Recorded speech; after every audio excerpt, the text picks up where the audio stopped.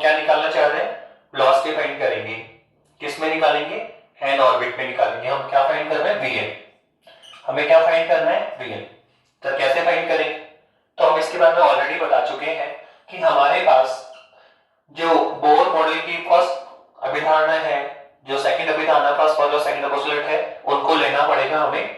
और क्या करना है कि किसी प्रकार से एक बार किसको वाइप करेंगे, वेलोसिटी को, तो क्या मिलेगा, रेडियस।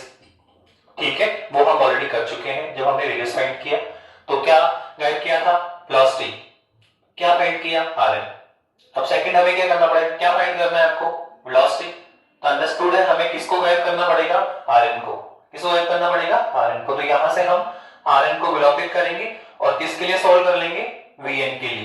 तो देखो यहां तो हम डायरेक्ट ही कर सकते हैं, आप सीधे आप किस पे आ जाएंगे, बोर की द्वितीय अभिधारणा से second postulate of the Bohr model पे आ जाओ। क्या होता है सर, पता है हम, ठीक है, क्या होता है, mvn rn बराबर क्या होता है, nh/2 अब किसकी वैल्यू फाइंड करनी है, वेलोसिटी की, vn की। तो आप डायरेक्टली किसका मान निकालेंगे, vn का मान निकालो। vn के लिए इसको सॉल्व करो तो vn बराबर कितना आएगा सर, ये डिवाइड में आ जाएगा। तो हमारे पास कितना आ जाएगा, तो डिवाइड करेंगे तो ये आएगा nh अपॉन क्या आएगा, 2 पाई m, और इनटू में कौन आएगा सर, rn। इनटू में क्या आएगा, rn। तो आप देखो हमने वेलोसिटी की वैल्यू फाइंड भी कर ली है। ठीक है, हमें यहाँ ज्यादा कुछ नहीं करना, बहुत सिंपल सा है कि आप सेकंड पोस्टुलेट लिखिए और उसको वीएन के लिए सॉल्व भी कर लीजिए। आप देखो वीएन का हमारे पास रिजल्ट आ भी गया। पर एक छोटी समस्या है कि जो वीएन का रिजल्ट हमने फाइंड किया है, जो वीएन का रिजल्ट हमने फाइंड किया है वो इन टर्म्स ऑफ रेडियस है। किसके पदों में है, रेडियस के पदों में है।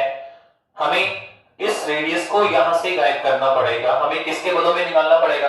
फॉर एग्जांपल जैसे हमने रेडियस निकाला, क्या आया, n² इंटू में 0.529 एंगस्ट्रॉम।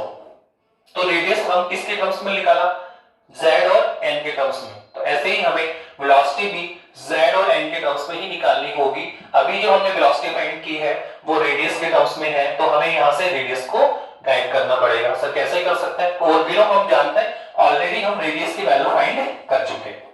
रेडियस की वैल्यू ऑलरेडी हम फाइंड कर चुके हैं, तो हम लिखेंगे बिलो हम जानते हैं रेडियस rn बराबर कितना होता है सर, वो भी निकाल लिया अपने, कितना होता है सर, n² h² अपॉन क्या होगा sir, 4 pi square k z e² और साथ में कौन होता है m। ये रिजल्ट आपको लर्न करना पड़ेगा, इसको आप याद रखें। हम इसको डायरेक्ट यहाँ पे यूज करें, तो आप देखो डायरेक्ट इसको यूज करें तो rn यहाँ से क्या हो जाएगा, गायब हो जाएगा और किसकी वैल्यू निकल जाएगी, वेलोसिटी की। That's all. Second postulate use करो और वे के लिए सोल्व कर लो, क्या करो, rn की वैल्यू पुट करो। तो हमारे पास किसकी वैल्यू आएगी, वे की। तो आप देखो कितना आएगा, vn बराबर, तो vn हमारे पास आ जाएगा, तो ये आ जाएगा nh अपॉन कितना है सर, 2 पाई m, और इनटू में किसकी वैल्यू रखनी है सर, rn की, रेडियस की। rn की वैल्यू लिखो कितनी है, तो ये है n² h² अपॉन कितना है, 4 pi square k z e² और साथ में कौन है, m। ओके, अब देखो सॉल्व करो, कोई टर्म कैंसिल हो रही है क्या, तो आप देखो, आप देखिए ये कौन है, n और h, ये सिंगल पावर में है, ये कौन है, n और h, ये डबल पावर में है। तो इनकी एक एक पावर कैंसिल हो जाएगी और एक एक हमें बचेंगे। ठीक है, यहाँ पे रिमेनिंग रहेगा। इसके अलावा सर ये कौन है, मास ऑफ इलेक्ट्रॉन, ये भी कौन है, मास कैंसिल हो जाएगा। और सर ये कौन है, पाई सिंगल पावर में है, ये पाई कौन है, डबल पावर में, तो एक कैंसिल और एक बचेगा। ऐसे 2 2 जा 4, क्या होगा, 2 2 जा 4। और अगर हम इसको थोड़ा सोल्व कर लें, अब यदि हम इसको सोल्व करें तो हमारे पास vn कितना आएगा, देखो तो हमारे पास vn जो आएगा वो vn बराबर कितना आ जाएगा, आप देखिए यहां से ऊपर ns तो कैंसिल हो चुके हैं, ठीक है, और यहाँ एक ns बचा हुआ है, ये 2 पाई m तीनों कैंसिल हो चुके हैं। यहाँ क्या बचा हुआ है, एक तो बचा है 2, एक बचा है पाई, एक कौन है k, और कौन है z और e²। तो ये सबके सब कहां आएंगे, ऊपर। तो ऊपर कौन कौन आएंगे, तो vn बराबर आ जाएगा हमारे पास में 2 पाई k z e², और अपॉन में कौन आएगा सर, अपॉन में आएगा एक n और एक h। तो हमारे पास ये लो n और h हमने निकाल भी दिया। तो ये हमारे हमने वेलोसिटी फाइंड कर ली है। हाँ, अब वापस इसको थोड़ा सिंपल फॉर्म में लेकर चलना चाहेंगे तो क्या कर देंगे, जैसे हमने रेडियस में किया था, क्या किया था, n और z जो वेरिएबल टर्म है उनको अलग किया और कांस्टेंट को अलग किया, और फिर कांस्टेंट की वैल्यू हमने पुट की। तो ऐसे यहाँ पर भी हम करेंगे, क्या करेंगे कि जो वेरिएबल है उनको अलग कर लीजिए। कौन कौन है हम जानते हैं, एक तो z और एक कौन है n। तो z और n को आप अलग करें और बाकी सब कांस्टेंट को अलग कर दें। कौन कौन है सर, देखिए कौन, एक तो सर 2 है, एक पाई है, फिर एक कौन है k है, और कौन है t स्क्वायर है, और नीचे कौन है सर h है। नीचे कौन है सर h है। इस तरह से हमने वेरिएबल अलग कर लिया और कांस्टेंट अलग कर ली। अब वापस से अगेन हम क्या कर सकते हैं, तो अगेन हम इनमें सबकी वैल्यू पुट कर सकते हैं। ऑल कांस्टेंट है, कौन है सर h प्लांक नियतांक है, इलेक्ट्रॉन चार्ज है, k की वैल्यू पता है, तो सबकी वैल्यू फाइंड करेंगे। तो हम पता है कि पाई की वैल्यू कितनी होती है, वही 3.14, ठीक है। k कितना होता है सर 9 × 10 की पावर 9, और सर E कौन है सर, इलेक्ट्रॉन चार्ज कितना होता है 1.6 × 10 की पावर -19 कूलम, और सर H कौन है सर, प्लांक कांस्टेंट सर कितना होता है 6.62 × 10 की पावर -34। तो वापस से अगर हम ये वैल्यूज में पुट करें तो हमें एक कांस्टेंट नंबर मिलेगा। मैं इसको डायरेक्टली लिख रहा हूं, आपको भी डायरेक्टली याद करना है शॉर्ट फॉर्म में। तो सर ये कितना आएगा, सर ये आएगा z/n इनटू में कितना आएगा सर 2.18 इनटू में 10 की पावर 6 मीटर प्रति सेकंड।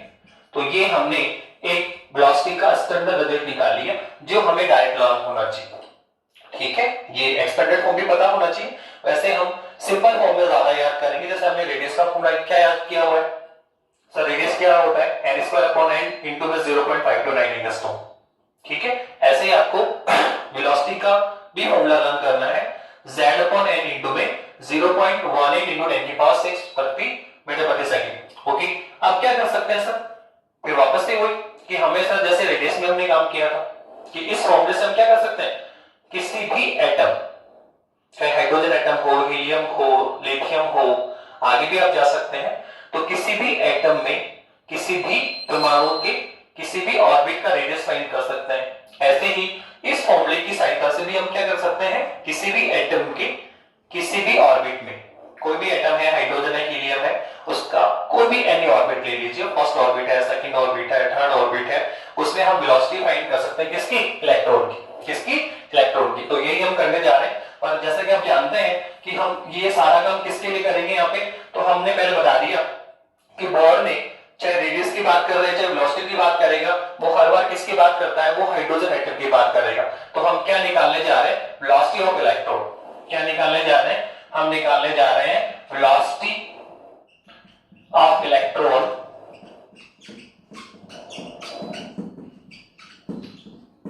ठीक है, velocity of electron in hydrogen atom.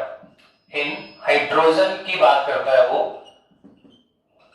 मैंने बता दिया कि वो हर बार हाइड्रोजन की बात क्यों करना चाह रहा है, क्योंकि इन हाइड्रोजन एटम। ओके, तो हमें क्या निकालनी है, इलेक्ट्रॉन की वेलोसिटी फाइंड करनी है इन हाइड्रोजन एटम। वैसे तो हम किसी भी एटम में निकाल सकते हैं, लेकिन पर्टिकुलर उसने हाइड्रोजन भी काम क्यों किया, क्योंकि हम पहले बता चुके हैं कि बोर मॉडल की जो पूरी तरह जो जिन एटम्स ने फॉलो किया उसमें कौन था, हाइड्रोजन। हाइड्रोजन ऐसा एटम था जिसको इस तरह पूरी तरह इसने फॉलो किया, ठीक है। नाउ तो सबसे पहले हम निकालने जा रहे हैं हाइड्रोजन में फर्स्ट ऑर्बिट। क्या निकालने जा रहे हैं, फर्स्ट ऑर्बिट निकालो। फर्स्ट ऑर्बिट, ठीक है, किसका, hydrogen. First orbit in hydrogen atom, hydrogen atom में है, फर्स्ट ऑर्बिट ले रहे हैं। तो सबसे पहले आप फॉर्मूला लिखेंगे, Vn बराबर कितना है, आप देखिए कितना है सर, Z/n इनटू में 2.18 इनटू में 10 की पावर 6 प्रति मीटर प्रति सेकंड। ओके, ये हमने फॉर्मूला ले लिया। अब क्या कर सकते हैं सर, सबसे पहले हमें सर वापस आपने बता दिया Z और N है, तो आपने बताया था पहले क्या डिसाइड होगा, एटम, और फिर क्या डिसाइड करेंगे, ऑर्बिट ऑर्डर। तो सबसे पहले हम एटम डिसाइड करें कि सर एटम कौन सा है, वेलोसिटी तो निकालनी है, पर कौन सा एटम में, सर हाइड्रोजन एटम में या हीलियम एटम में, कौन सा एटम में, या लिथियम में। तो सबसे पहले हम क्या डिसाइड करेंगे, एटम। तो हमने कहा सर एटम तो कौन है, हाइड्रोजन है, तो हाइड्रोजन एटम है, तो Z का मान कितना हो गया, 1। आपने कहा सर हाइड्रोजन एटम में निकाल, Z का मान 1 हो गया।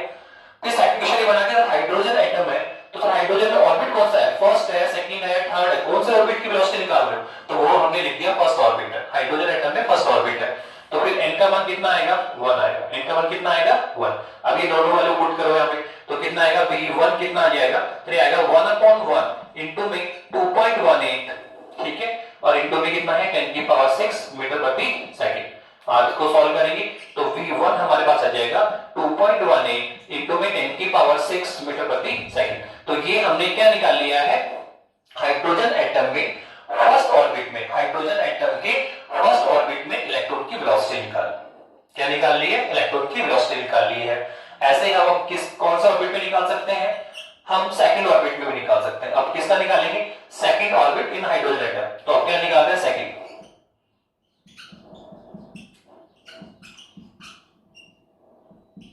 सेकंड ऑर्बिट में आ जाइए। सर क्या चेंजेस होगा, कुछ नहीं सर, एटम तो वही है, z will be 1, z will be 1। हम केवल क्या चेंज कर रहे हैं सर, ऑर्बिट चेंज कर रहे हो सर। पहले आप फर्स्ट ऑर्बिट में थे, फिर आप सेकंड ऑर्बिट में जा रहे हो, फिर आप थर्ड ऑर्बिट में चलेंगे। तो कुछ नहीं करना सर, एटम तो फिक्स है आपका, z का मान 1 कर दिया। अब तो केवल हमें क्या करना है, जो n है उसको चेंज करना है। इनका काउंटिंग करें 1 2 3, तो क्या आएगा, फर्स्ट ऑर्बिट, सेकंड ऑर्बिट और थर्ड ऑर्बिट। तो किसमें अभी हम, सेकंड ऑर्बिट में। तो यहाँ पे वापस से हम वैल्यू लिखेंगे तो Vn कितना है, z/n इंटू में 2.18 इंटू में 10 की पावर 6 पर हेयर। एटम कितना है, एटम कौन है, हाइड्रोजन, तो Z1। ऑर्बिट कौन सा है सर, सेकंड, तो इनका मान 2। अब वैल्यू पुट करेंगे तो V2 कितना आ जाएगा, सही आएगा 2/1 इंटू में 2.18 इंटू 10 की पावर 6 मीटर प्रति सेकंड। तो ये लो हमने सेकंड ऑर्बिट में भी वेलोसिटी फाइंड कर ली। हमने क्या कर लिया, सेकंड ऑर्बिट में भी इलेक्ट्रॉन की वेलोसिटी फाइंड की। और आप देख रहे हैं कि ये वेलोसिटी किसमें थी, फर्स्ट ऑर्बिट में, फिर किसमें निकाली, सेकंड ऑर्बिट में। किसमें निकाली है, सेकंड ऑर्बिट में निकाल ली है। सॉरी, हमने एक छोटा सा मिस्टेक कर दिया, यहां है z/n, तो ये कितना आएगा 1/2। z का मान तो कितना है 1 और n का मान कितना है 2, तो 1/2 इंटू में 2.18 आएगा। इसके बाद में अब किसमें जा सकते हैं, थर्ड ऑर्बिट में चलते हैं। किसमें चलते हैं, थर्ड ऑर्बिट भी निकाला जा सकता है। ओके, थर्ड क्या, तीसरी ऑर्बिट में निकालते जाओ, बस कैलकुलेशन आपको करते जाना है। तो अब क्या निकाला जा रहा है, v3। तो वापस से देखो Vn कितना होता है सर, ये होता है z/n इंटू में 0.529, सॉरी कितना आएगा 2.18 इंटू में 10 की पावर 6 मीटर प्रति सेकंड। अब क्या करना है सर, हाइड्रोजन में थर्ड ऑर्बिट, तो z का मान कितना होगा 1 और n का मान कितना होगा 3। तो इस तरह से हम v3 निकालेंगे और v3 हमारे पास क्या आएगा, v3 हमारे पास आएगा 1/3 इंटू में 2.18 इंटू में 10 की पावर 6 मीटर प्रति सेकंड। तो इस तरह से हम हाइड्रोजन एटम के किसी भी ऑर्बिट में वेलोसिटी फाइंड कर सकते हैं, फर्स्ट ऑर्बिट हो, सेकंड ऑर्बिट हो, थर्ड ऑर्बिट हो। ठीक है, तो जैसे हमने हाइड्रोजन परमाणु के फर्स्ट, सेकंड और थर्ड ऑर्बिट वेलोसिटी निकाली, ऐसे ही हम चाहें तो हीलियम परमाणु में भी वेलोसिटी फाइंड कर सकते हैं। सर कैसे करेंगे, तो सिंपल है, आपने कहा कौन है, हीलियम और एटम है, तो यहाँ z का मान कितना करना है 2, यहाँ z का मान कितना हो जाएगा 2 हो जाएगा, और फिर वापस n का मान कितना करना है 1 2 3। तो फिर हमारे पास क्या आएगा, हीलियम एटम में फर्स्ट, सेकंड और थर्ड ऑर्बिट में इलेक्ट्रॉन की वेलोसिटी। तो जब आप हाइड्रोजन में है तो z का मान 1 करके आपने n का मान 1 2 3 किया, तो फर्स्ट, सेकंड, थर्ड ऑर्बिट आ गया। जब आप हीलियम में करेंगे तो हीलियम में z का मान कितना है 2 और फिर n का मान कितना करना है 1 2 3। ठीक है, तो क्या आ जाएगा, हीलियम एटम में फर्स्ट, सेकंड और थर्ड ऑर्बिट में क्या आ जाएगी, इलेक्ट्रॉन की वेलोसिटी हम निकाल लेंगे। अब यहां से हम एक इंपॉर्टेंट रिजल्ट देख रहे हैं, क्या कि सर देखो, फर्स्ट जो हाइड्रोजन एटम है, जो आपका हाइड्रोजन एटम है सर, ये आपका हाइड्रोजन एटम है, ये इसका फर्स्ट ऑर्बिट है, ये इसका सेकंड ऑर्बिट है सर, ये इसका थर्ड ऑर्बिट है। ओके, तो आप क्या देख रहे हैं कि सर एक ही ऑर्बिट में अगर हम और जो कक्षा क्रमांक बढ़ाते हैं, ऑर्बिट ऑर्डर बढ़ता है, फर्स्ट ऑर्बिट में 1, सेकंड में 2 और थर्ड में 3। तो आप देख रहे हैं कि जैसे आप फर्स्ट, सेकंड और थर्ड ऑर्बिट की तरफ फॉरवर्ड करते हैं तो वेलोसिटी का मान क्या होता है, डिक्रीज होता है। आप देखिए फर्स्ट ऑर्बिट में वेलोसिटी कितनी आ रही है 2.18 इंटू 10 की पावर 6 मीटर प्रति सेकंड, पर जैसे ही आप सेकंड ऑर्बिट में गए तो वेलोसिटी कितनी हुई 1/2 इंटू 2.18 इंटू 10 की पावर 6 मीटर प्रति सेकंड। और आप देख रहे हो कि सेकंड ऑर्बिट में जो वेलोसिटी है वो फर्स्ट ऑर्बिट से कितनी हो गई है, हाफ हो गई। कितनी हो गई है, हाफ। अर्थात सबसे मैक्सिमम वेलोसिटी कौन से ऑर्बिट में होगी, फर्स्ट ऑर्बिट में। फर्स्ट ऑर्बिट में इलेक्ट्रॉन सबसे मैक्सिमम वेलोसिटी से मूव करता है। सेकंड ऑर्बिट में जो इलेक्ट्रॉन होगा उसकी जो वेलोसिटी होगी वो फर्स्ट के कंपैरिजन में कितनी हो जाएगी, हाफ हो जाएगी। और आप देखो थर्ड में भी लिया तो क्या हुआ सर 1/3 हो गया। तो आप देख रहे हैं कि फर्स्ट ऑर्बिट में जो वेलोसिटी होती है वो क्या होगी मैक्सिमम होती है, और उसके बाद में अगर हम ऑर्बिट ऑर्डर बढ़ाते हैं और नेक्स्ट ऑर्बिट में चलते हैं तो वेलोसिटी का मान क्या होता है डिक्रीज होता है। ये जो हमने रिजल्ट देखा वो हम डायरेक्टली वैसे भी फाइंड कर सकते हैं। वैसे कैसे देखो सर, हमने वीएन हमने निकाल रखा है क्या सर Z/n इंटू में 2.18 इंटू में 10 की पावर 6 मीटर प्रति सेकंड, ये हमने वेलोसिटी निकाली है। ओके, अब इस वेलोसिटी में आप देखिए क्या हुआ सर, इस वेलोसिटी में आप देखेंगे तो हम कह सकते हैं कि जो अगर हम बात करें ऊपर वाले टर्म्स की तो बोलेंगे Vn directly proportional to Z when n will be constant। अगर n को हम कांस्टेंट रखें तो हम कहेंगे कि वेलोसिटी किस पे डिपेंड कर रही है एटॉमिक ऑर्डर पर, ठीक है, एटॉमिक नंबर पे डिपेंड करती है। कैसे सर, वेलोसिटी परमाणु क्रमांक की क्या है समानुपाती है, डायरेक्टली प्रोपोर्शनल है। इसका मतलब अगर हम परमाणु क्रमांक बढ़ाएंगे तो वेलोसिटी क्या होगी बढ़ेगी, परमाणु क्रमांक कम होगा तो वेलोसिटी भी क्या होगी कम होगी, ठीक है। ऐसे ही हम सेकंड ये कह सकते हैं कि रिलेशन निकालो Vn और n में, तो यहां हम लिखेंगे कि वेग क्या है कि जो कक्षा क्रमांक है ऑर्बिट ऑर्डर है उसके क्या होता है इनवर्स लॉ होता है, क्या होता है इनवर्स लॉ होता है। इसका मतलब क्या हुआ कि अगर हम ऑर्बिट ऑर्डर बढ़ाएंगे कक्षा क्रमांक बढ़ेगा तो वेलोसिटी के मान में क्या आती है कमी आती है, पर यहां पे क्या होना चाहिए Z will be constant, Z का मान क्या होना चाहिए कांस्टेंट होना चाहिए, मतलब एक ही एटम में रहना है आपको, ठीक है। जब आप ये रिलेशन देख रहे हो तो Z को कांस्टेंट टेक करना है, Z को कांस्टेंट रखना है। जब आप ये रिलेशन देखते हो तो n को कांस्टेंट रखना है।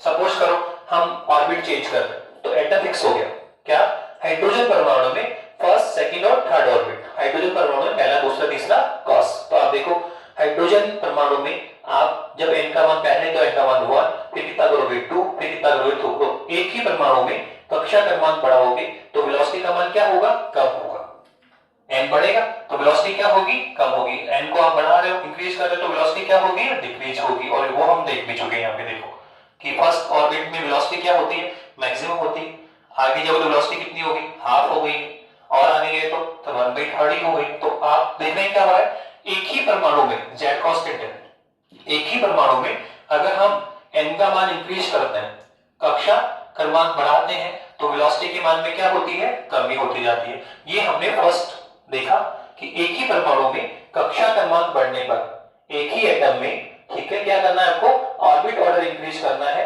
तो वेलोसिटी का मान क्या होगा डिक्रीज होगा, वेलोसिटी निरंतर कंटीन्यूअस क्या होती जाएगी कम होती चली जाएगी, ठीक है। ऐसे ही हम इसको भी देख सकते हैं।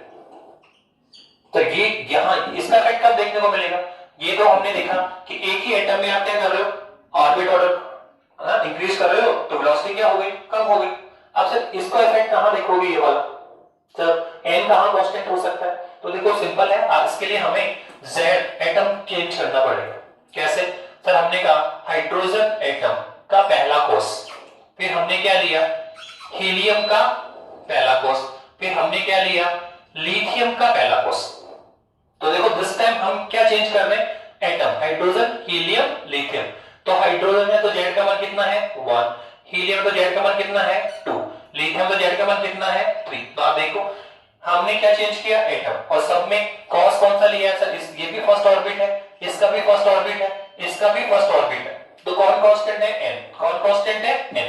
तो आप जानते हैं जब n कांस्टेंट होगा तो Vn समानुपाती क्या होता है Z। हम बोलेंगे कि जो वेलोसिटी है सर वो Z के क्या होगा डायरेक्टली प्रोपोर्शनल होगा, अर्थात एटॉमिक नंबर बढ़ेगा। अगर एटॉमिक नंबर क्या हो रहा है इंक्रीज हो रहा है तो वेलोसिटी भी क्या होगी इंक्रीज होगी। इसका मतलब हाइड्रोजन के फर्स्ट ऑर्बिट में जो इलेक्ट्रॉन की वेलोसिटी होगी वो सबसे कम होगी, क्योंकि जैसे आप हीलियम में लिथियम पे आगे बढ़ते हैं तो जो परमाणु क्रमांक वो क्या होगा बढ़ेगा इंक्रीज होगा, तो वेलोसिटी भी क्या होगी इंक्रीज होगी, क्योंकि वेलोसिटी क्या है डायरेक्टली प्रोपोर्शनल टू क्या है Z है। तो अगर एक ही, ठीक है, एक ही कक्षा क्रमांक के लिए हम अगर परमाणु क्रमांक बढ़ाएंगे एटॉमिक नंबर बढ़ेगा तो वेग का मान क्या होगा इंक्रीज होता है, अर्थात हाइड्रोजन के पहले कोष में जो इलेक्ट्रॉन का वेग है सबसे कम होगा, हीलियम के प्रथम कोष में वेग हाइड्रोजन के कंपेरिजन में क्या होगा ज्यादा होगा, लिथियम में और भी ज्यादा होगा। तो कुल मिला के हम ये रिजल्ट यहाँ पे देख सकते हैं। ऐसे ही रिजल्ट हम रेडियस पे बना सकते हैं। सकते हैं।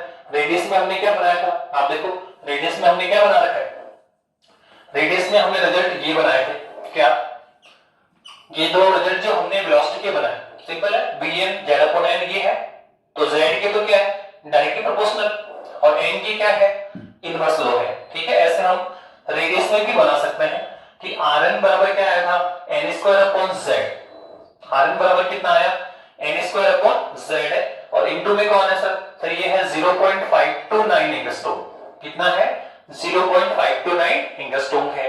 तो आप देखो ये रिजल्ट यहां पर भी बनाया जा सकता है।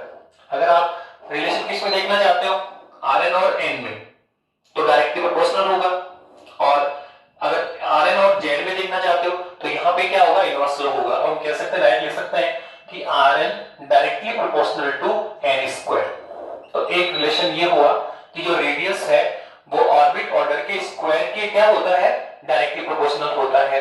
लेकिन अगर हम रिलेशन किस में लिखना चाहें z में, तो ये होगा rn इनवर्स लो, डायरेक्टली इनवर्स लो 1/z, ठीक है। z जो एटॉमिक नंबर है उसके क्या होता है इनवर्स लो होता है, अर्थात एक ही एटम में अगर कक्षा क्रमांक बड़ा होगा तो रेडियस क्या होगा बढ़ेगा, और बढ़ता भी आप जानते हो कि जैसे ये हाइड्रोजन का फर्स्ट ऑर्बिट है, ये सेकंड ऑर्बिट है, ये थर्ड ऑर्बिट है, तो फर्स्ट ऑर्बिट रेडियस क्या होता है कम, फिर सेकंड का बढ़ जाएगा, थर्ड का और भी बढ़ेगा। तो एक ही एटम में अगर आप ठीक है n का मान इंक्रीज करते हैं तो रेडियस का मान भी क्या होता है इंक्रीज होता चला जाता है। तो ये संबंध हम rn में भी लिख सकते हैं और किस में लिख सकते हैं वेलोसिटी में भी लिख सकते हैं। तो इस तरह से हमने दो इंपॉर्टेंट पॉइंट आपके लिए डिस्कस कर लिए। सबसे पहला किसी भी ऑर्बिट में रेडियस फाइंड करना, और सेकंड ठीक है किसी भी ऑर्बिट में इलेक्ट्रॉन का कोई भी एटम है उसका एनी ऑर्बिट में हम इलेक्ट्रॉन की वेलोसिटी फाइंड कर सकते हैं। इसके बाद में जो हमारा नेक्स्ट टॉपिक होगा वो होगा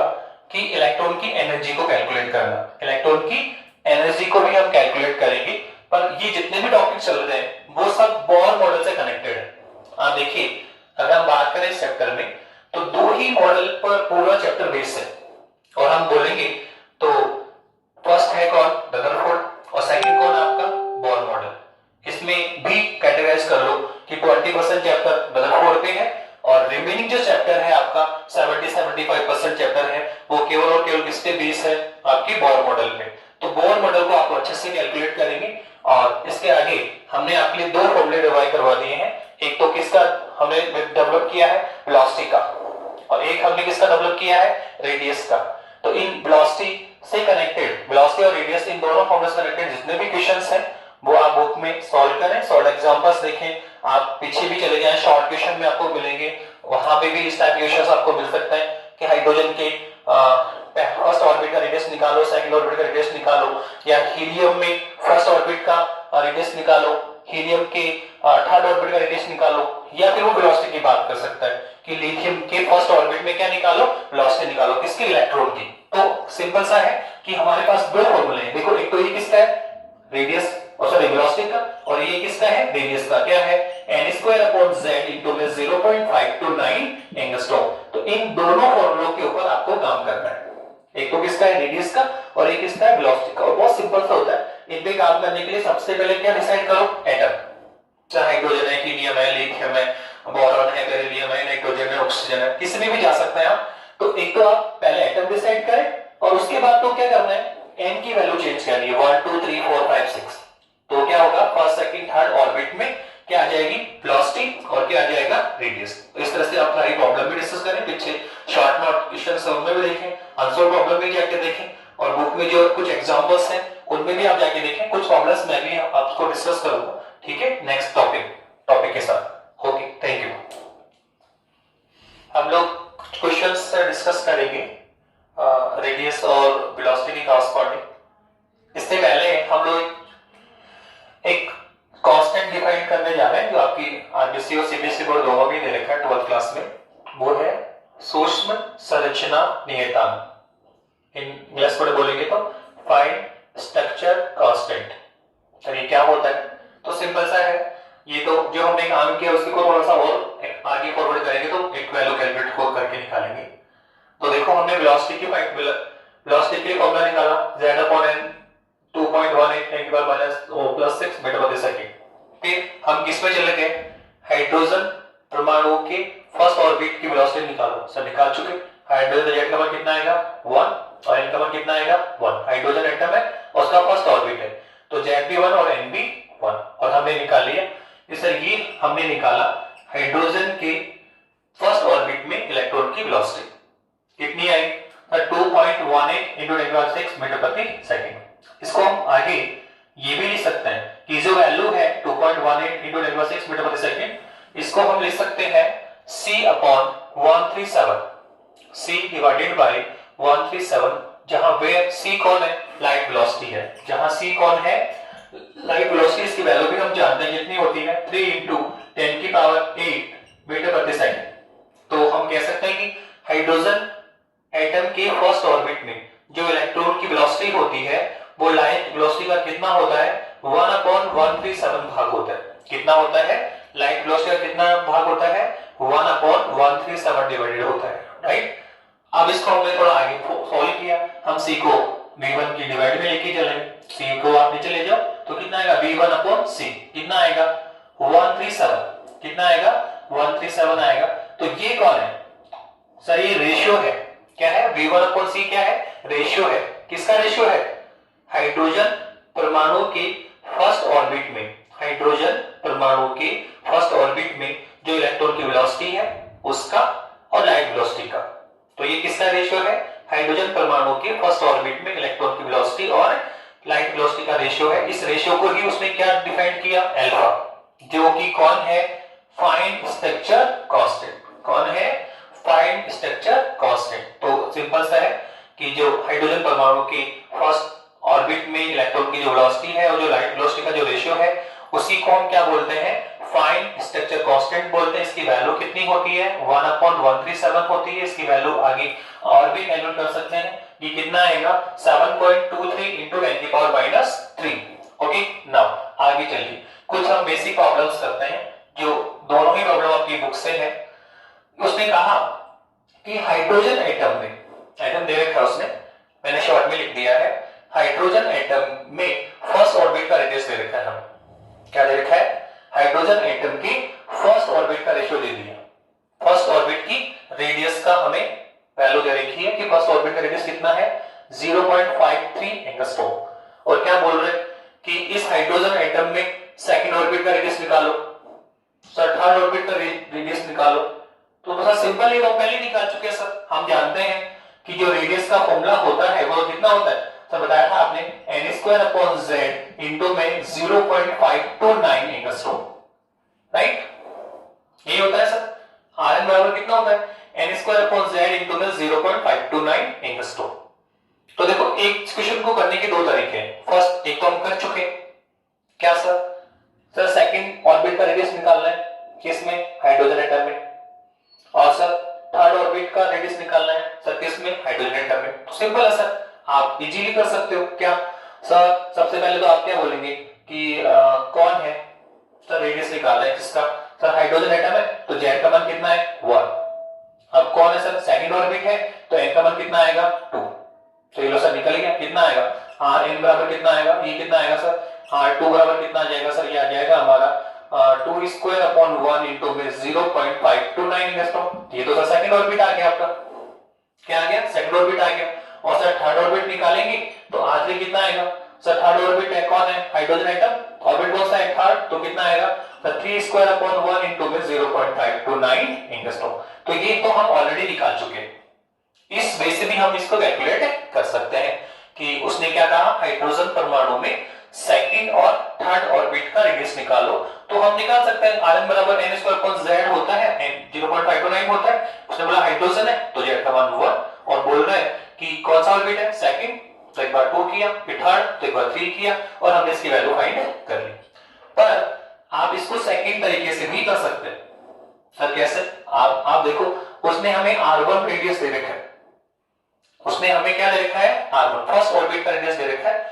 इसके बेसिस पे भी हम इसको सॉल्व कर सकते हैं। तो कैसे देखो इसके लिए हम एक फॉर्मूला ट्राई करेंगे Rn बराबर कितना है n² z इनटू में 0.529 एंगस्ट्रॉम ही है राइट। ठीक है अब आप देखिए अगर मैं इसमें R1 निकालता हूं फर्स्ट ऑर्बिट का रेडियस निकालो हाइड्रोजन परमाणु के फर्स्ट ऑर्बिट का रेडियस निकालो तो कितना आएगा सर ये आएगा आपका हाइड्रोजन है तो 1 जेड, सर फर्स्ट ऑर्बिट है तो 1 स्क्वायर इनटू में कितना आएगा 0.529 एंगस्ट्रॉम। कुल मिला के R1 कितना आ गया हमारे पास में, तो ये आ गया 0.529 एंगस्ट्रॉम आ गया। तो हमने R1 ये निकाला, राइट। अब अगर हम इस R1 को इस Rn के साथ ज्वाइन करें, अगर मैं इस R1 को इस Rn के साथ ज्वाइन करूं तो हमारे पास एक नया फॉर्मूला बन के आ जाएगा। क्या, तो ये आ जाएगा n स्क्वायर, ठीक है, क्या है n स्क्वायर अपॉन z और इनटू में कौन आएगा सर, ये कौन है 0.529 एंगस्ट्रॉम, 0.529 एंगस्ट्रॉम है तो कितना आएगा सर ये, सर ये तो वैल्यू R1 की है तो इसको R1 लिखा जा सकता है, तो ये लो R1। सिंस आप ये भी कह रहे हैं सर यहाँ हाइड्रोजन एटम है, यहाँ क्या कहा आपने कि हाइड्रोजन है तो Z का मान कितना हो जाएगा 1, तो Rn बराबर कितना हो जाएगा, तो ये हो जाएगा n square R1, n square R1। तो यहां से भी हम डायरेक्ट, ठीक है, किसकी वैल्यू फाइंड कर सकते हैं, सेकंड ऑर्बिट का रेडियस, और क्या निकाल सकते हैं थर्ड ऑर्बिट का रेडियस। सर कैसे करना पड़ेगा सर, आप क्या चाहते हैं सेकंड ऑर्बिट का रेडियस फर्स्ट R1 वो दो में दे रखा है सर, ये कितना है 0.53 एंगस्ट्रॉम, वो हमें R1 दे रखा है। सर ऐसे कैसे हो सकता है, R1 तो हमने तो ये निकाला हुआ है क्या 0.529 एंगस्ट्रॉम है, जबकि सर वहां तो कुछ अलग दिया हुआ है 0.53 दे रखा है, तो क्या सर हमने गलत कैलकुलेट किया है क्या, नहीं बिल्कुल भी नहीं। इसको हम थोड़ा सा एक्सपेंड फॉर्म में बता देते हैं, ये एक्चुअल में क्या है 0.530 एंगस्ट्रॉम है, पॉइंट के बाद 0 लगा दीजिए। अब इसको काउंट करो कितना है बताइए, अब ये है 0.530 एंगस्ट्रॉम, ठीक है, ये 530 है और ये कौन है 529 है, तो वही है, इसको अगर शॉर्ट में इस तरह से लिखा जाता है। तो आप बताइए क्या हम इससे सॉल्व कर सकते हैं, बहुत सिंपल है सर। अब क्या करना है, जब 30 सेकंड कोर्स का निकालना है तो सेकंड कोर्स की रेडियस कितनी आएगी, तो R2 कितना आएगा सर 2 स्क्वायर R1, इसका मतलब कितना आएगा 4R1, और अगर सर हम R3 निकालना चाहेंगे तो क्या करें सर, n का मान कितना था 3, तो क्या आएगा 3R1, 3 स्क्वायर R1 क्या आएगा 3 स्क्वायर R1 तो कितना आएगा 9R1। तो कुल मिला के अगर हमें क्या मिल जाए R1, तो फिर R2 कितना आएगा बोलो, कितना आएगा 4R1, फिर R3 कितना आएगा 9R1।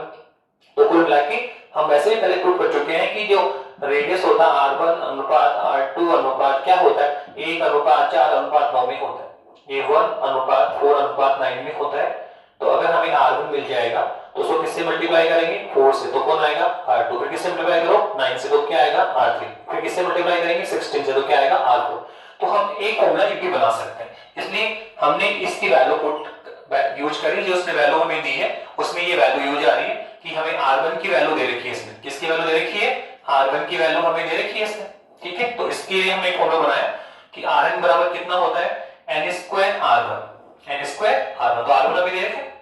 अब क्या चाहिए n, कौन सा है सेकंड ऑर्बिट, तो 2 स्क्वायर आ जाएगा, थर्ड ऑर्बिट 3 स्क्वायर आ गया, फिफ्थ ऑर्बिट 5 स्क्वायर आ गया। तो इस तरह हम इसको सॉल्व कर सकते हैं।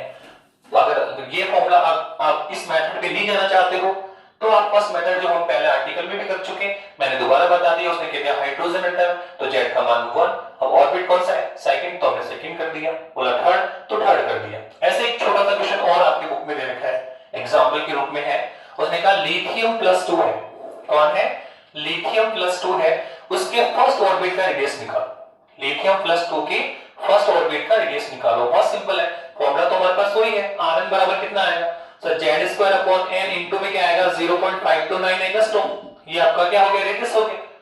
अब हमने क्या बताया कि सर इस फॉर्मूले की सहायता से हम इस फॉर्मूले की हेल्प से हम क्या कर सकते हैं, तो किसी भी एटम के किसी भी ऑर्बिट का रेडियस फाइंड कर सकते हैं, कोई भी एटम में कोई भी एनी ऑर्बिट ले लो उसका हम रेडियस फाइंड कर सकते हैं। सर सबसे पहले हमें क्या करना पड़ेगा सर, एटम Z डिसाइड करो, एटम डिसाइड करो Z आ जाएगा, फिर और जो ऑर्बिट ऑर्डर है वो डिसाइड करो n आ जाएगा। तो सबसे पहले क्या बोल रहे हैं सर लिथियम है, लिथियम +2 लिथियम है, तो सर लिथियम के लिए अगर हम लें तो सर Z का मान कितना आ गया 3 आ गया, लिथियम में Z कितना होता है 3 होता है, और इसके बाद में सर कौन है सर कौन सा ऑर्बिट है फर्स्ट ऑर्बिट है, तो नेचुरल n का मान कितना आया 1, तो हम लोग हो गया R1 कितना आएगा सर, कौन है हीलियम सॉरी लिथियम, तो कितना आएगा 3 स्क्वायर Z, और n कितना है 1 इनटू में कितना है 0.529 एंगस्ट्रॉम, तो कितना आएगा सर 9 × 0.529 एंगस्ट्रॉम हम किसी भी, कुल मिला के हम इस फॉर्मूले की सहायता से हम किसी भी एटम में किसी भी ऑर्बिट का रेडियस फाइंड कर सकते हैं। अब जितने भी क्वेश्चन हमने रेडियस पे किए हैं, ये सबके सब क्वेश्चन किस पे आ सकते हैं, वेलोसिटी पे भी आ सकते हैं। z अपॉन n इंटू में कितना आएगा 2.18 इंटू में 10 की पावर 6 मीटर प्रति सेकंड। इस फॉर्मूला जो हमने सेकंड वेलोसिटी का निकाला, इस फॉर्मूले की सहायता से भी हम किसी भी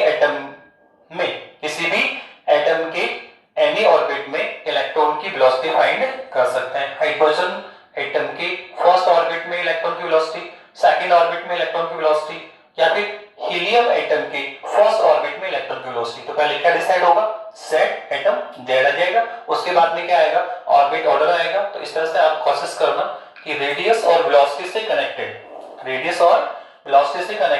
जितने भी एग्जांपल्स आपको बुक में मिले, साथ में जो शॉर्ट क्वेश्चन आपको बुक्स के जो चैप्टर के एंड ऑफ में शॉर्ट क्वेश्चन है उनको आप देखिए। अनसॉल्व क्वेश्चन में भी कुछ आपको प्रॉब्लम्स मिल सकती है, तो इजी गोइंग आप कर सकते हैं। इसमें ऐसा क्वेश्चन हार्डली नहीं आता है कि वो छोटा सा काम करना होता है।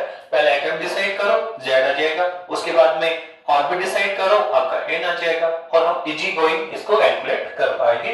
तो ये हमने इस तरह से दो इंपॉर्टेंट डेरिवेशन किए, रेडियस का और वेलोसिटी का। अब नेक्स्ट जो क्लास होगी उसमें हम एनर्जी की बात करेंगे। किसकी बात करेंगे, energy, total energy of electron in any orbit, total energy of electron in any orbit. Okay,